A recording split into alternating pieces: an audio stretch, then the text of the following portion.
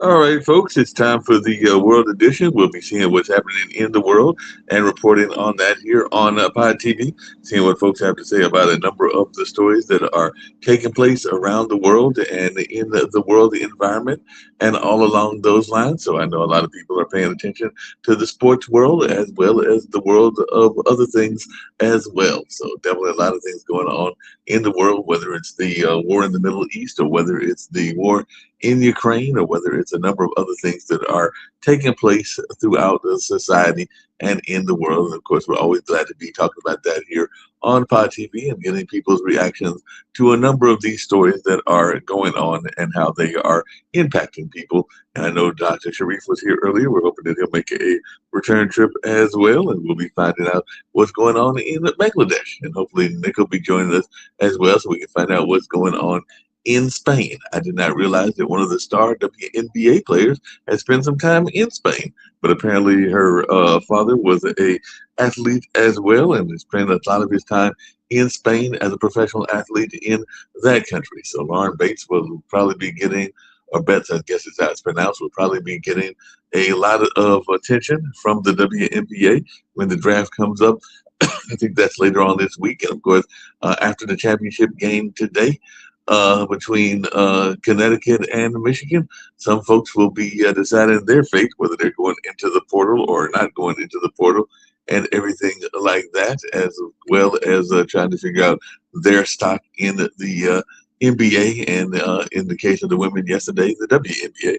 I noticed there was definitely a lot of seniors on the winning UCLA team, and that was a very impressive victory that they had against Dawn Staley. And of course, there was a lot of conversation about what went on between Gino and Dawn Staley in the sports world as well. So there's a lot of conversation about that I was seeing on the social media and people's reactions to what was said or not said, and all in that space. So it definitely sounds like there might be a changing of the guard, and sometimes people are not always comfortable with a changing of the guard and everything in that line. So definitely that was some talk going on, and I know a lot of people are very excited about the game this evening, and we think Michigan is heavily favored, but we do know that Dan Hurley is a master at coaching, and he might find a way to pull out the victory after all.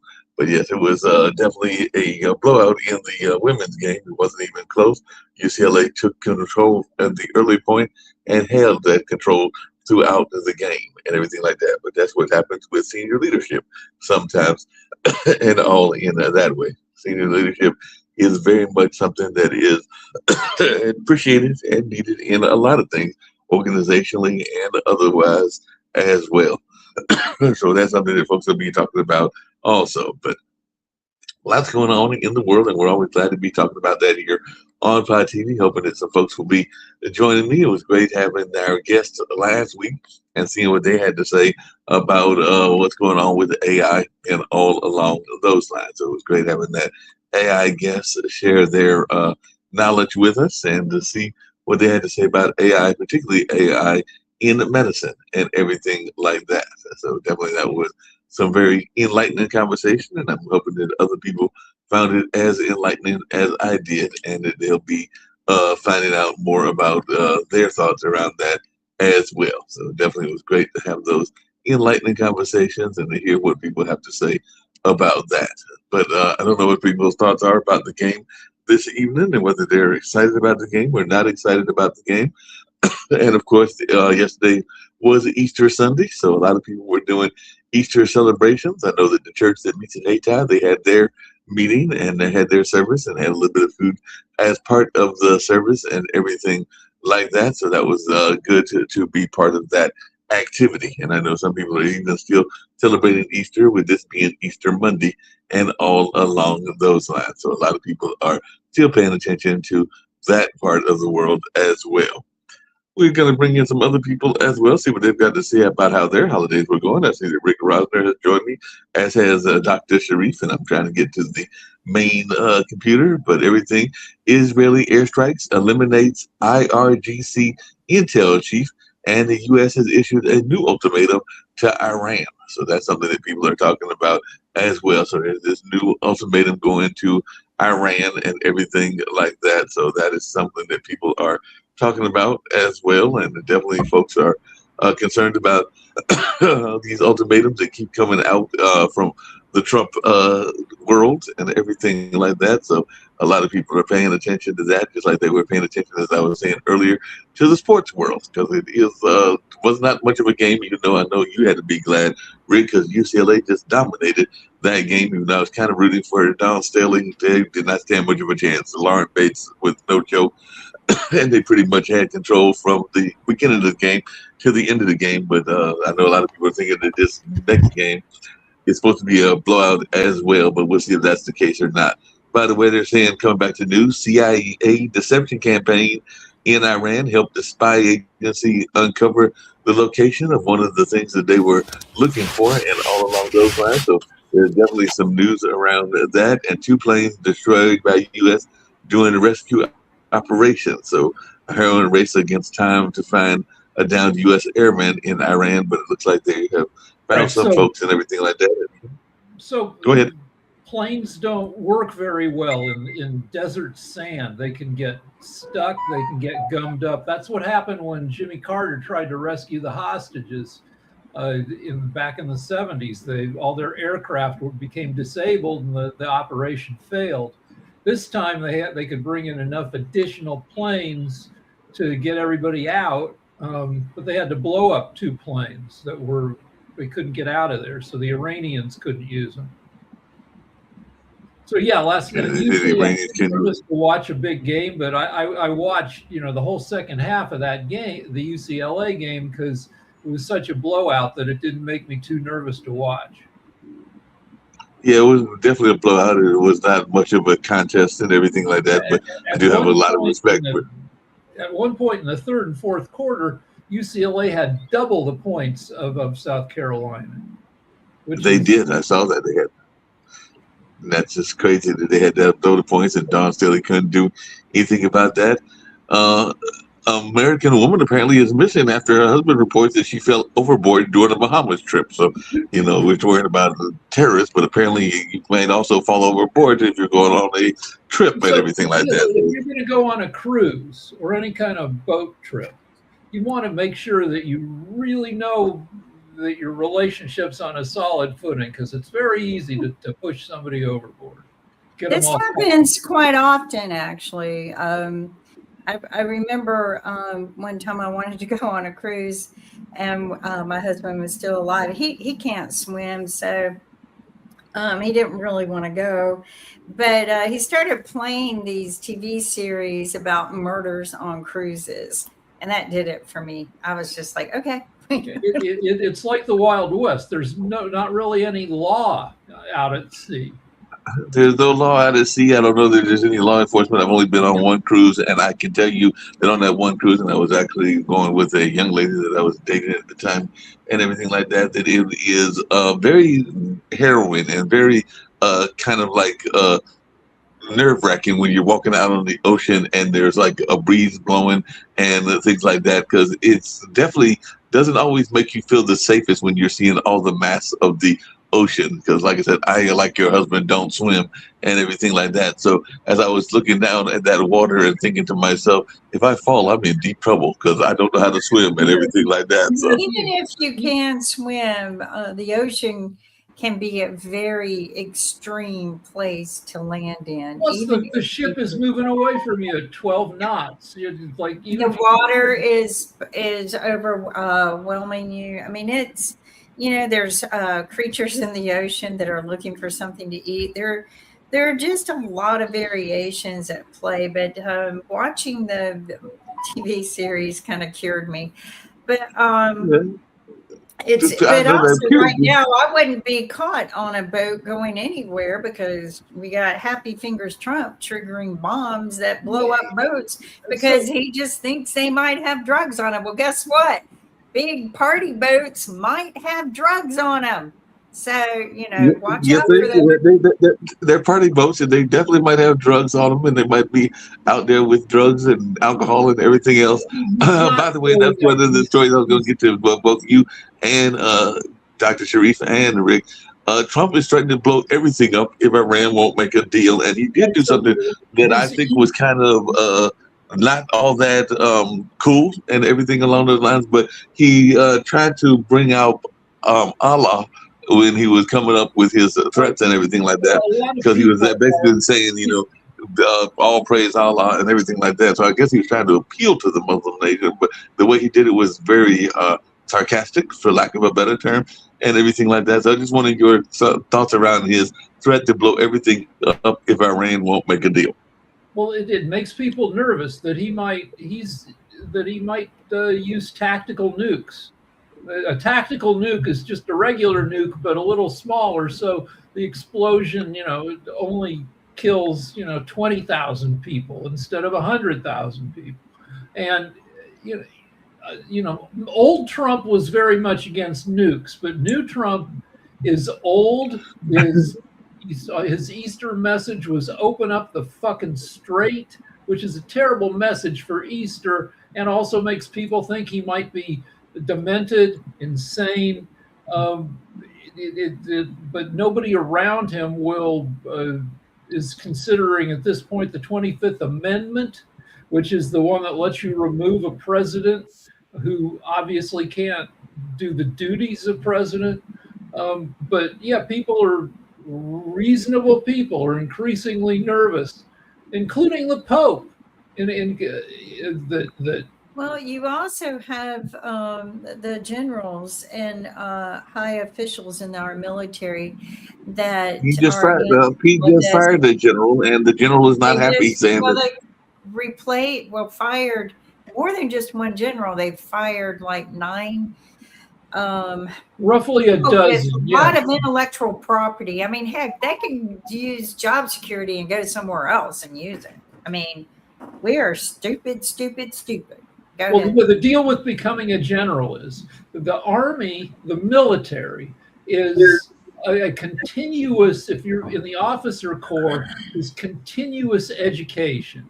You either, if you're a major, a colonel, you're studying to move up to the next rank. You have 4 years to do it by going to, the military runs various colleges, war colleges. You sign up for a course. And if you don't qualify and pass evaluation to move to the next rank, you're done. You're out. So the generals have gone through 20 to 30 years of training and various postings to develop leadership skills. And yeah, Hegseth is getting rid of this officer expertise. Hegseth never made it past major, didn't go to any of the colleges that the generals went to give himself the necessary knowledge, war planning, all that. He doesn't have any of that shit. He was in and out of the military for 10 years. He was bouncing back and forth between no intention of becoming a military leader. He was, National Guard sometimes civilian. He was not on any kind of leadership or education track, and he's getting rid of all these people who demonstrated their skill and knowledge. To move from only 3% of officers make it from colonel to 1-star general, it's that tough to advance. And frickin' Hegseth is getting rid of them, especially if they're black or female. Well, as of today, he has fired over 20 top generals since last year. And that's 500 years of military experience as an officer. That's more than that. Yes. Yeah, that's a lot of experience that he's got rid of and everything like that. Just really quickly, because the other thing that I was going to get to, and I'm just curious people's thoughts around this, is he also has gotten rid of hold on a second, I'm getting the echo. So let me switch off. Well, hold on, let's go to Sasha for a second. So there was another guy who fired or murdered all of his competent military leadership, and that guy was Joseph Stalin. Oh, and Stalin, yes. Purged right before the Second World War, yes. Germany and Russia. But Stalin got rid of all his competent officers because he was paranoid. And so when it came time to fight World War II, it took them a while to get their bearings, right? Okay, that's all true. The exception of one thing. So Trump and Hackett. You got to get closer to the mic. Okay, Trump and Hackett and people behind them believe that U.S. military is so strong, it's so advanced, that even if you fire 500 generals and 5,000 generals, the army will be still the same strong, and will be even more loyal to Trump and Hackett and so on. It could be true, it could be not true, it doesn't matter. What matters today is, has United States started the war on the pretense of changing regime in Iran? What's changing regime is so important because immediately it eliminates a threat of nuclear bomb and missiles development and so on.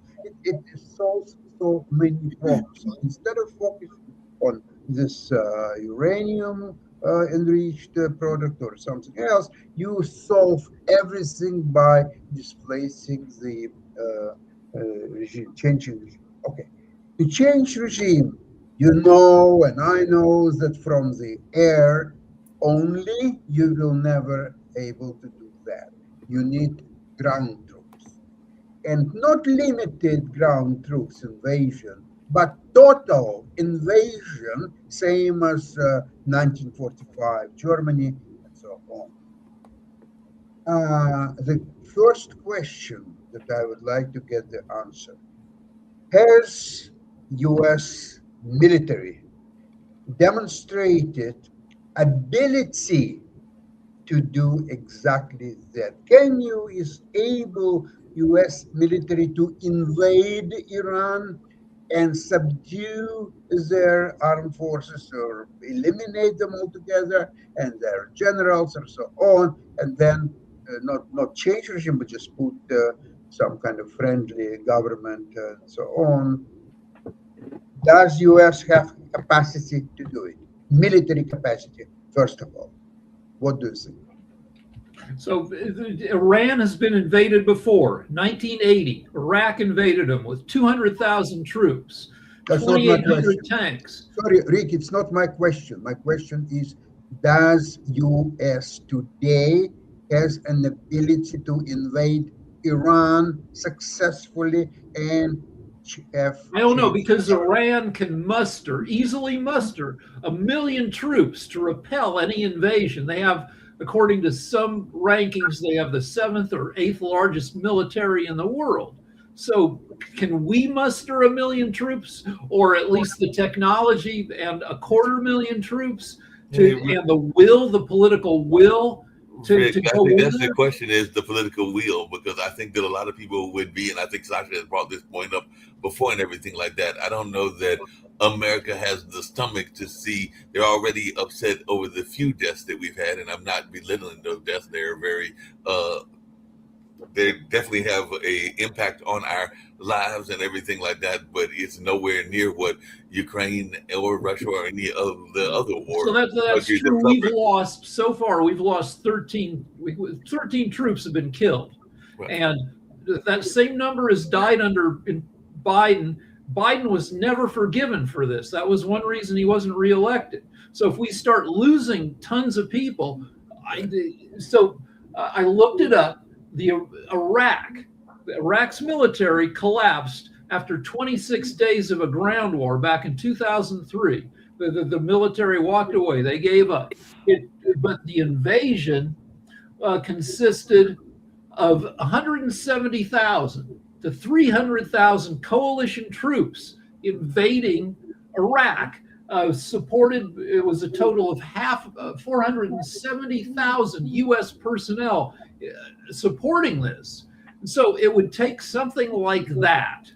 It would take something like that, but the other question I want to add something, that the Iranians did nothing to start this war with America. They possessed no imminent danger whatsoever. There was no threat. I don't even think there were nuclear weapons. And if they were, I don't think they had intentions to use them. Just like Ukraine, you just keep a couple on hand in case you need them and in case some idiot like Trump comes around. But Trump or like they keep saying, if you send your troops in, the desert will swallow them. The desert will swallow them. Iraq is You much cannot bigger- win. Iraq is much bigger than Iran. In 2003, when they brought down Iraq's regime, which didn't work out so well because after the regime was brought down, 1 million people died in civil war over the next 10 years. So but Iraq, to get to Tehran, they would have to cross 300 miles from the nearest border, and it would take at least 200,000 troops. They can take Karg Island with, I don't know, 10,000 troops, but it would take hundreds of thousands of troops. And when we brought down Iraq, it was part of a coalition. It wasn't just the U.S. Here, nobody's supporting the U.S. So nobody's supporting the U.S. and everything like that. But I got another quick question for you. That's where I was going I was trying to make the transfer from one device to the other and everything like that. Is it just me? And I'm curious to hear other people's thoughts around this as well, including Jitobi. But does Trump have somewhat of a messiah complex and everything like that? Because I did hear his Easter message, and his spiritual advisor was trying to make comparisons to Jesus Christ. And I do know that he had that assassination attempt and everything like that. So has he developed somewhat of a messiah complex where he thinks that he's the second coming or like the messiah or something along those lines? So what is our thoughts around this? Has he developed some sort of crazy messiah complex? Because his spiritual advisor was trying to make a comparison between him and Jesus Christ. Mark, is this your first time seeing Trump? I mean, we've known this for years. Is this your first time seeing him? I mean, no, but I just want It's been a good Easter. It's been a really good Easter. It's been a good Easter. I didn't get any painted eggs this time around, but He woke up. yeah, but yeah. I mean, you're asking the question as if you didn't already know. Yeah. I think he's asking to trigger our minds to ask ourselves that. Yes, that's all right, what I was you know, all right. But before we move on from taking down the regime, it took 170 to 200,000 troops to take down the Iraqi regime. Iran is 4 times the size of Iraq. So it would like I said, it would take 400,000 troops.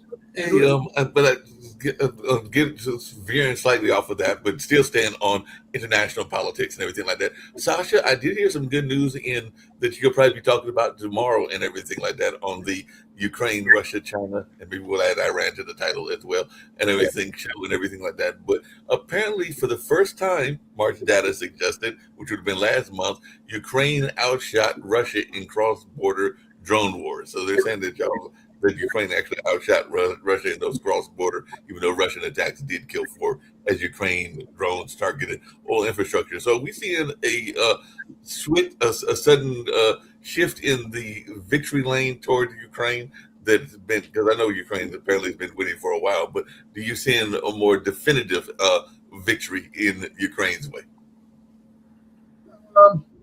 The same trend that is going on for the last several weeks. And that trend will continue, and even more so, with the Ukrainians are getting upper hand in the drone war and supremacy on the battlefield. So this is undeniable. But I'm coming back to Iran question.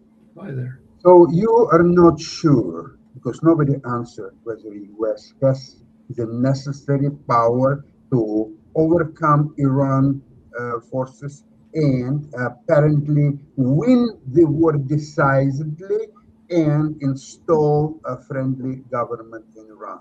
Nobody answered that question. I will try to answer it myself because nobody else can. Okay. The Donald Trump doctrine in Iran is exactly that, to install friendly government or even control that government. Then it will control Iranian oil, sell it to whoever Trump will decide, for whatever price he'll decide. So therefore, if he will have, of course, U.S. oil is available always, and Venezuelan oil is, and now Iranian oil is, China will be in jeopardy because it will get neither Venezuelan oil nor Iranian oil. So Trump will be in control of oil around the globe.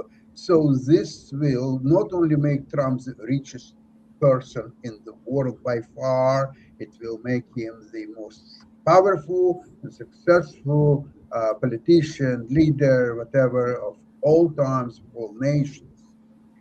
Now, to achieve that, U.S. has to overpower completely and obliterate Iranian resistance, Iranian army, and all that. That will require a sacrifice of 200,000 plus U.S. soldiers, Marines, and others. The question now is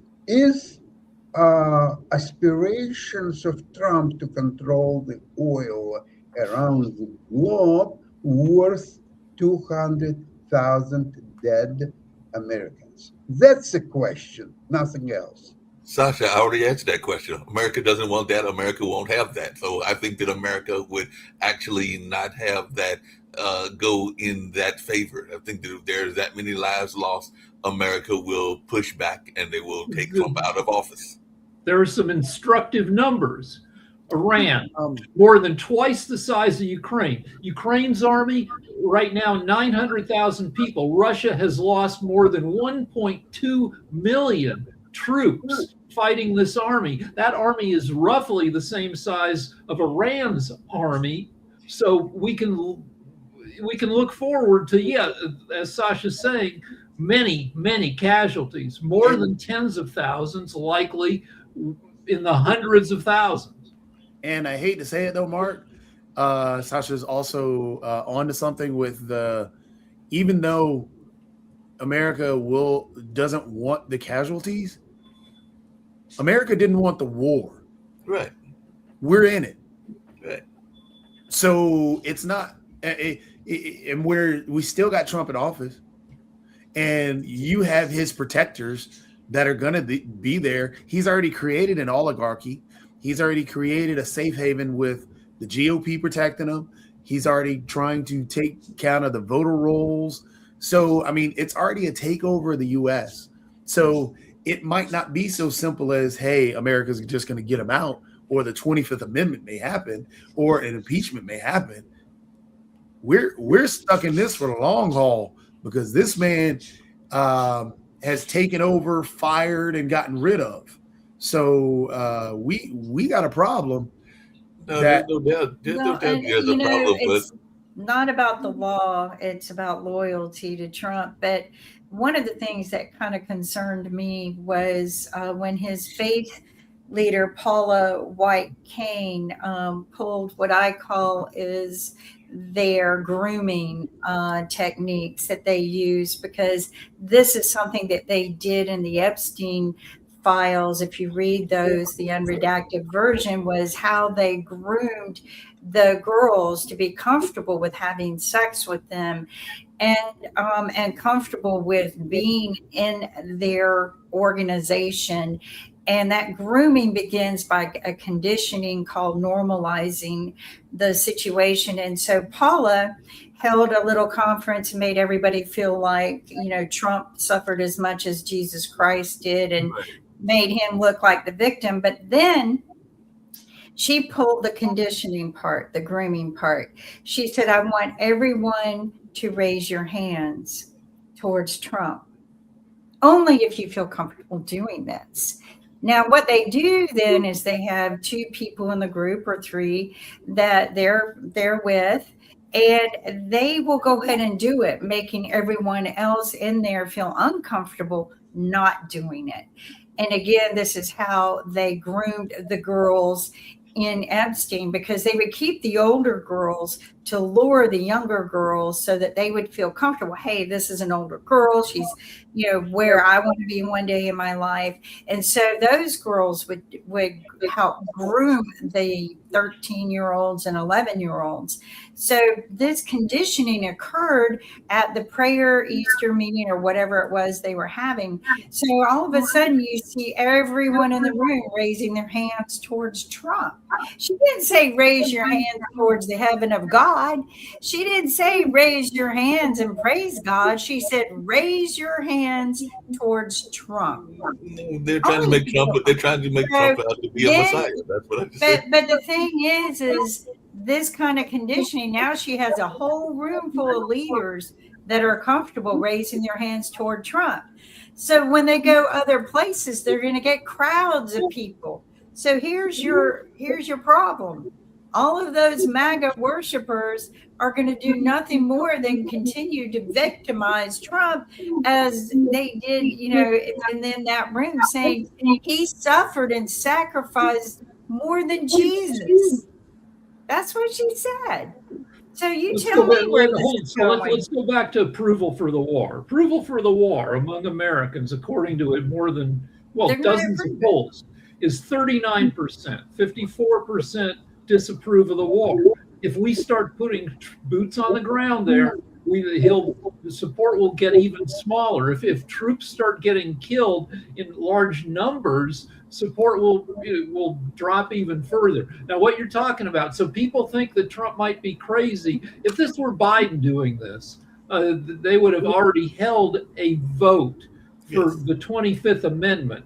The cabinet can hold a vote. If 2/3 of the cabinet think that the president's no longer competent, they can remove him. If 2/3 of the Congress, but the difference is that Trump, as Kim, you've been talking about, he has a captive cabinet.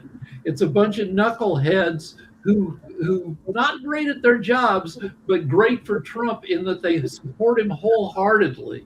So yeah, you got a bunch of people putting up with this Messiah bullshit in cabinet meetings. And so, yeah, that's a problem for America. It's a big problem for America. And it doesn't help that he's also trying to talk about, and you kind of alluded to it, Rick, getting out of alliances that were there for decades and everything like that, because he's got this whole paper tiger notion about how he wants to withdraw the U.S. from NATO, even though the law says he can't do that without Congress's approval. So he's talking about doing it unilaterally, just kind of like he did the war unilaterally. Okay. Today, Trump is a president. He has control of House, Senate, it's within his powers to send U.S. Army for a full ground invasion, risking losing 200,000 plus people in order to achieve his goals. With his enormous ego, I think that's what he's going to do. He's not going to swallow all the Iranians' assertions that they're not negotiating with him and that nothing will happen and they will not release the Strait of Hormuz and so on. He will not be able to swallow that for days, weeks, months. No, it's not going to happen. So there are two options. Either he will send at least 300,000 strong army and probably much more, or he will have to go to nuclear option, same as Truman did with Japan in order to save American lives. He bombed Hiroshima and Nagasaki, and shortly thereafter Japan surrendered. So he will have to do same in Iran, and the only alternative is send a full force army, take the risk of 200,000 dead. Now, Iran will definitely defend until the last soldier. And no public opinion has any matter on Trump. He knows he's losing this election anyway. So he doesn't care anymore. However, if he will be able to fully subdue and defeat Iran and get his the new kingdom of oil by Trump actually implement, then people will say, "Oh, Trump is the greatest. He's like equal to 10 Jesuses, and he's unparalleled. He's incredible, and so on." Okay, that's my opinion. I think Sasha's onto something with that, because if you look at what he did with the Board of Peace, Mark, you might want to put Sasha on mute because he's on his other line. But he's with the Board of Peace. That's what he did, was basically he took a bunch of people so they could invest into him, and he'd make money. On top of that, but I think it's not, Rick, I don't think that they're putting up with it. I think it is part of it. Hence the reason why many have said that this was the precursor to The Handmaid's Tale, because the Christian right has been making inroads within the Republican Party deeper and deeper. If you look at what went on with Project 2025 and the Heritage Foundation, if you look at some of the policies that they're putting forth, they're making this crusade into these places. It is a religious war. It is a religious thing. Trump is the Messiah. You make him the Messiah. Why? Because then his religious army will do anything for him. That's what Pete Hegseth brought in this crazy religious speaker. This is what the plan is. It's not that they're not putting up with it. This is part of it. This is who they are. This is what they were doing. This is why you had the purity tests with the Christian right for the particular individuals. So again, they're taking voter rolls to make sure that these individuals are the only individuals around loyalty are the ones that are going to get in. We are here for a reason, and we're going to continue down this path until it changes. And yes, we have to fight to make a change in terms of, voting and all this other stuff. But we got a battle. It's a big battle on our hands. In this big scheme of everything that we're talking about, what do you think detaining all of the hardworking immigrants and some Americans, what do you think that purpose served their agenda? Hi, Nick. Hola. I'm sorry I'm late to the party. I guess you guys are all talking about the big victory that Donald has by rescuing the second American who was captive over there. Or maybe you're talking about the 178,000 jobs he created in March. So I'm sure you guys are. No, you got that wrong. It was 178. There is no thousand. 178,000 jobs. You're trying to rile us up here. I don't know what you guys are talking about. Are we talking about how great of a job we did by getting that person out of Iran? Just to answer Kim's question, because you came in with a whole bunch of bogus stuff, but just to answer Kim's question, that was on the news. Just to answer Kim's question, it's part of the plan. It is the whole white Christian nationalist plan. And if it's not just Christian nationalists, which the whole terminology is, it's white Christian nationalists. So the people that they're rounding up and shipping out, what do they mostly all have in common? They all have melanin in their skin. What are they trying to overturn? The civil rights laws. What are they trying? Who are they trying to criminalize? A lot of individuals who have melanin in their skin. Who are they? The people that were affected by not only DEI and the affirmative action the most. That was one of the things that they fought hard to get rid of. What was that? Who did that affect the most? White women. In terms of if you look at the voting, the way they wrote this new voting thing, the Save America Act, who is it going to affect a lot of? Minorities and women. So that right there tells you who are they going after? They're slashing funding to HBCUs, and that's what Trump has pulled in this next bill. He's wanting to slash a ton of funding for HBCUs.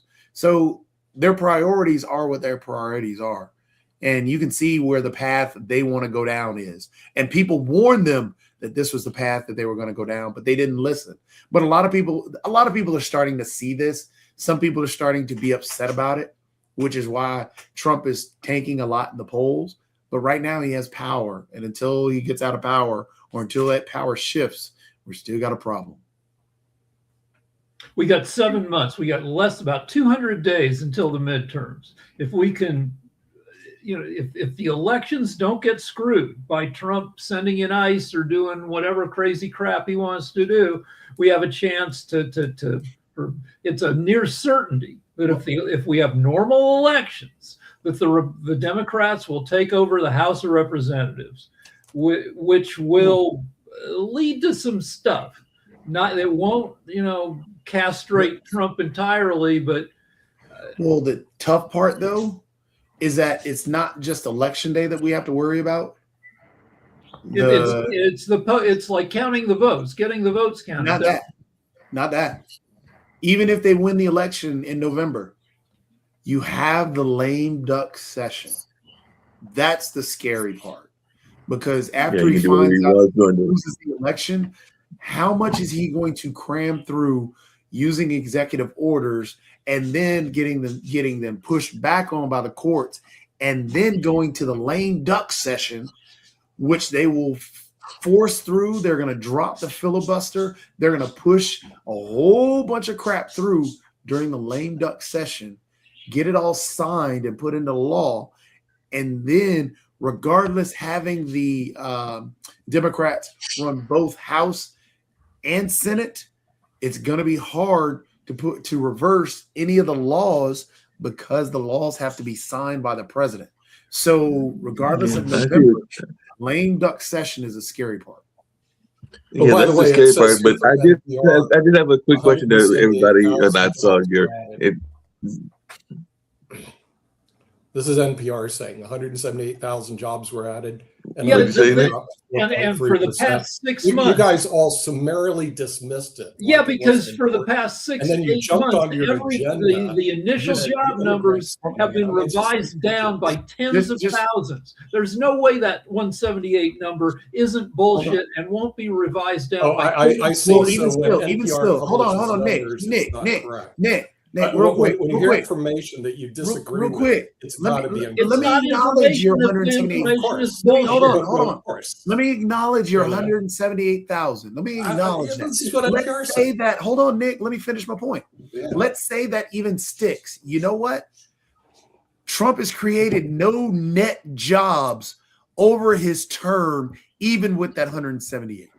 Yes, so I would like to intervene here. Let's take a look at all the people he fired and laid off last year to they're government employees. Those jobs have not been filled. So I would say that you're at a negative at this point. If you took how many jobs were lost and add them to how many jobs have not been found, Nick.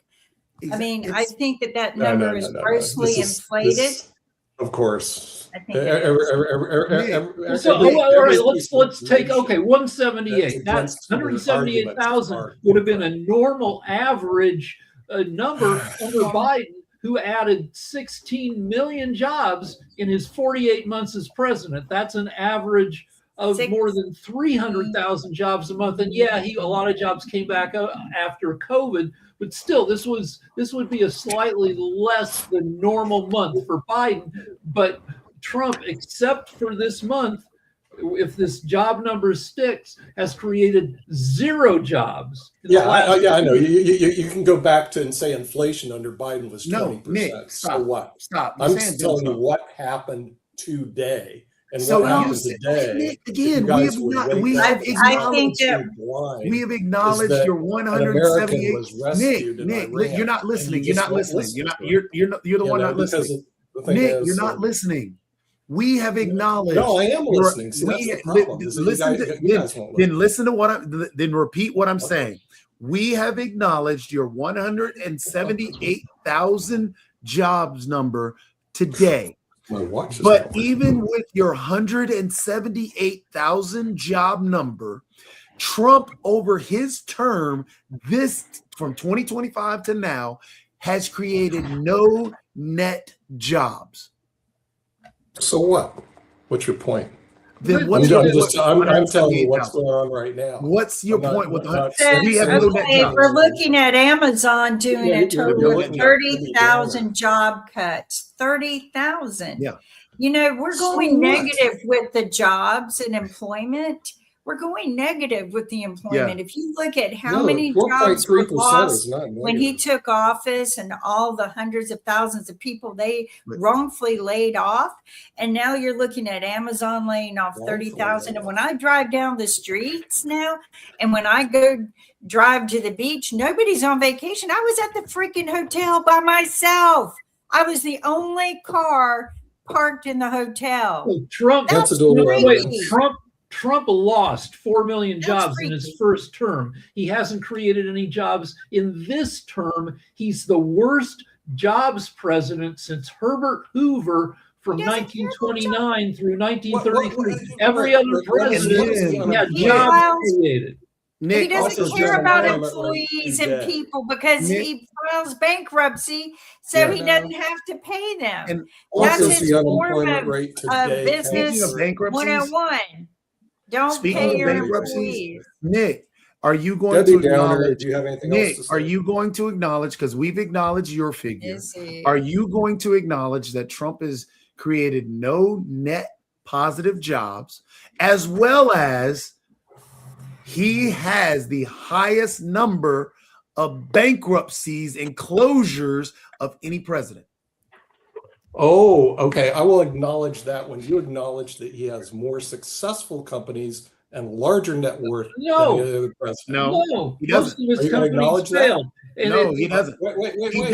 Wait. I see this as a one-way street. No. So, you want me to acknowledge something that is not true. That's the problem that he here. has the largest net worth of any other president. Yeah, because let's talk about how many more jobs will be lost when Amazon. Let me push back on this real quick. This is a highway that goes one way. Okay. You want me to acknowledge that he has the highest net worth? No, hold on. Nick, I will acknowledge he has the highest net worth, but that is losing context. That's like saying, hey, would you like for me to acknowledge that you're on the internet? That means nothing. Well, okay, Trump. Let's do numbers. Trump has added $4.2 billion to his and his family's net worth since he was elected in 2024 through corrupt deals, including a ton of crypto deals. Now, conservatives didn't like it when Biden was accused of taking a couple $1 million worth of kickbacks. Trump has taken $4.2 billion.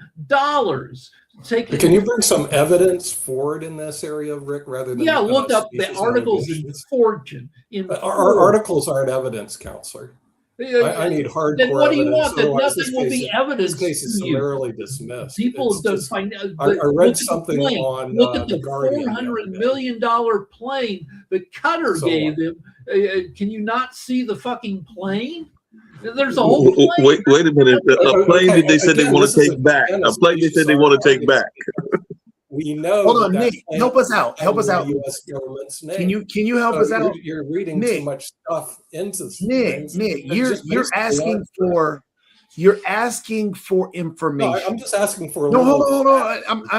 But what we are asking for is what would be considered information that you would be able to accept.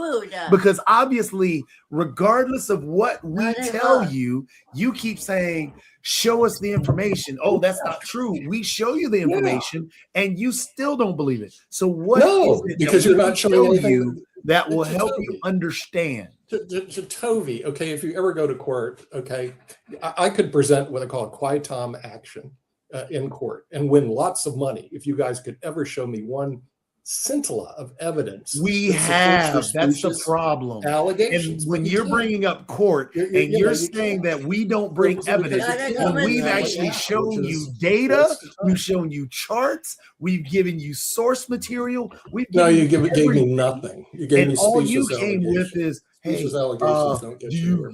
can you say he has the Brother. highest net worth? Oh yeah, I win now. That doesn't mean Yeah. anything. You would lose in court. It doesn't. It You doesn't. That's would the lose reason we're in not in court. So I just read the report. There were over 355,000 job losses, not including the 30 generals that Pete Hegseth just fired. But if we add the 355,000 job losses on top of the 30,000 Amazon's going to be fired. But what is the impact of the economy when something happens like this? The ripple effect is for every job that is lost, you will lose 10 more jobs in that local community because those people cannot afford to spend money. Okay, there's a cycle of currency circulation that occurs that we're going to lose. Yes, Sasha. I can't hear you. Somebody? We can't hear you, Sasha. Hold on. I got it. All right. Okay. In a future world of Donald Trump's complete oil domination business, he doesn't need people to work. He doesn't care if they will work or not, if they will die from the hunger or not. He doesn't care. He needs a world domination, being a world's richest man. That's his goal, not provide jobs for Americans. It's not his goal. It's counterproductive. He doesn't need Americans to have jobs. He doesn't care about Americans to have jobs. So all this discussion is pointless. It's when and how he will send 300,000 strong U.S. army to completely win war against Iran. That's what's a matter. That's what matters. And the only one power in the world can stop him. It's the U.S. army. It's U.S. generals. Those who were fired, those who were not fired yet. That's the only one hope for Americans. I would agree with you. We do need the help. But I think the J6ers need to come back and clean up their mess. They J6 Biden for what? For sleeping on the job? But they're letting a man totally lie to them and con them. And they're not going to J6 him? I mean, come on, J6ers, where are you? This man is making a fool out of you. Well, there ain't going to be a woman worth marrying that's going to marry a J6er because you guys promoted a pedophile liar who has ran our economy into the ground. So come on, people. Where's the J6 now?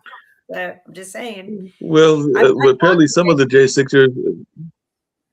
But just in that same note, and we're winding down and everything like that, is there are some people that are talking about that if he does this attack that he is saying he's going to do tomorrow, because he's saying he's going to bomb Iran to oblivion and everything like that, that would be the reason for an Article 25. And there are congressmen like the congressman from Connecticut that are talking about bringing this up and everything like that. And it didn't help that he apparently went to a hospital visit to Walter Reed. So I know we're kind of dismissing this notion, but there's a possibility that he could get Article 25. I think that we are wrong by waiting until it happens. I think if we do not step in and prevent it, and then do the article after he's committed these acts, then we are wrong. Just like he went and blew up boats saying, I think they had drugs on him.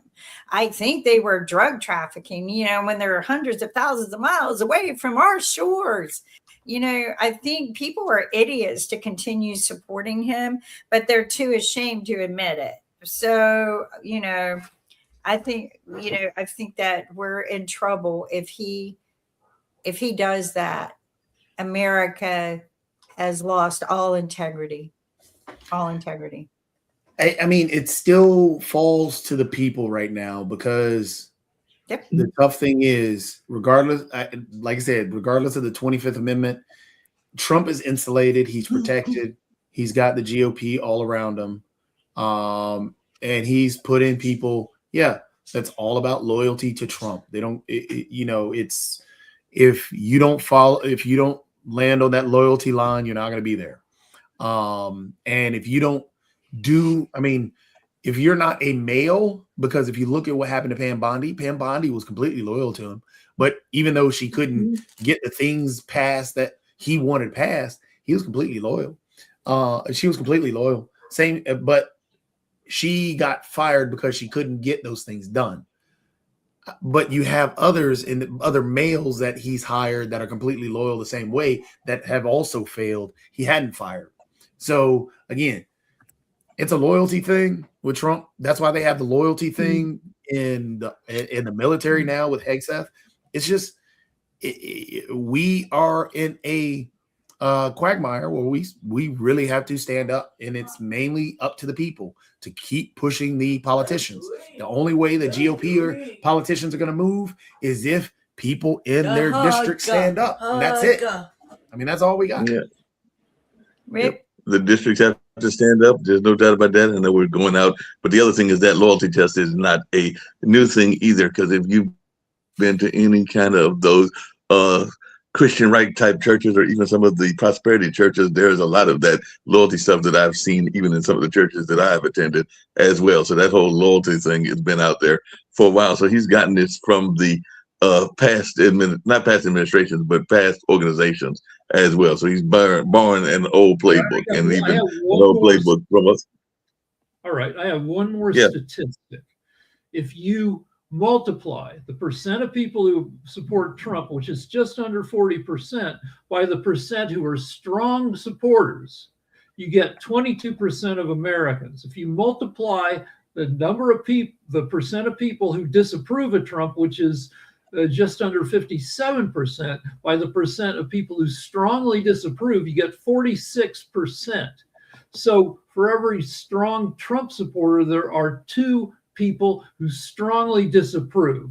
We're not overwhelmed yet. Yeah, Trump owns a lot of the levers of government, but we can still vote, we can still turn out, we can still, say what is common sense, that the guy is a danger to the nation. Yep, that's very much true, but we're going to get on out of here, and we learn about Economic Monday. I know that David and his crew, including Nick, I think that's why Nick and Kim bounce out, are heading over there. So hopefully I'll see y'all over there as well, but we're going to get on out of here and see what David's got to say about the economy, because that's what Nick was bringing up as well. So I'll catch you over there hopefully shortly, Jacoby. Hopefully if